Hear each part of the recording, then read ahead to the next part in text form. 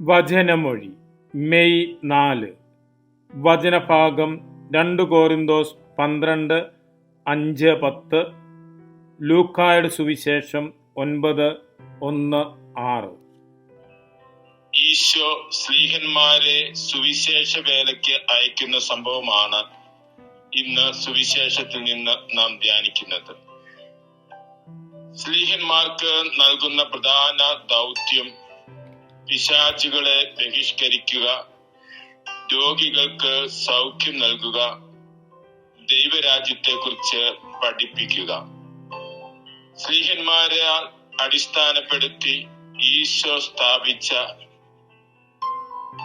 സഭയുടെ ദൗത്യവും പ്രധാനമായും ഈ 3 കാര്യങ്ങളാണ്. പിശാചുകളെ ബഹിഷ്കരിക്കുക, തിന്മയെയും തിന്മയുടെ സാഹചര്യങ്ങളെയും ഒഴിവാക്കുകയും അവയ്ക്കെതിരെ പ്രവർത്തിക്കുകയും ചെയ്യുക. രോഗികളും പീഡിതരും ആയിട്ടുള്ളവർക്ക് ആശ്വാസമേകുന്ന ആതുര ശുശ്രൂഷ നടത്തുക.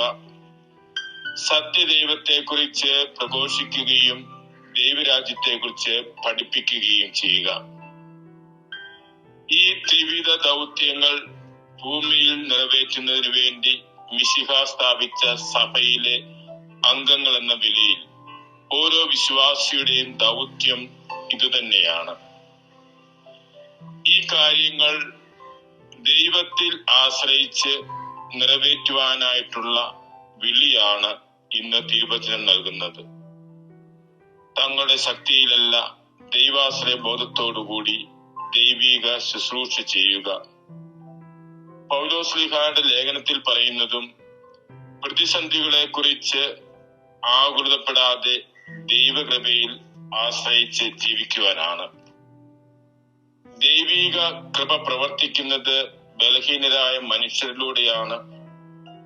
അതുകൊണ്ട് തന്നെ നമ്മുടെ കുറവുകളെ കുറിച്ച് ആകുലപ്പെടാതെ ദൈവകൃപയിൽ ആശ്രയിച്ച് ജീവിതത്തിൽ നമുക്ക് ചെയ്യാൻ പറ്റുന്ന നല്ല കാര്യങ്ങൾ പ്രവർത്തിച്ച് തിന്മയ്ക്കെതിരെ പോരാടി പീഡിതരെയും രോഗികളെയും ആശ്വസിപ്പിച്ച് നാം ആയിരിക്കുന്ന സ്ഥലത്ത് ദൈവരാജ്യത്തിന്റെ പാഠങ്ങൾ ജീവിക്കുവാൻ, പഠിപ്പിക്കുവാൻ നമുക്ക് കൃപ പ്രാർത്ഥിക്കാം. മിശിഹ നമ്മെ അനുഗ്രഹിക്കട്ടെ.